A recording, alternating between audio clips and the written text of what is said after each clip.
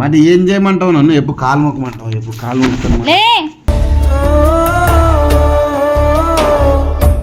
ఏమి ఇంటి పోవాలనిపిస్తుందా? ఏమి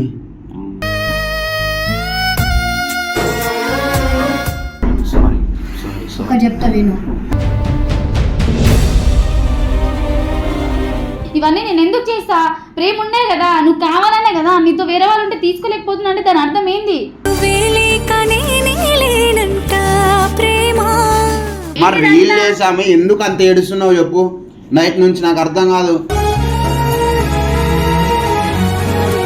చిన్న మ్యాటర్కి ఆమె బాధపడుతుంటే నాకు అస్సలు నచ్చట్లేదు.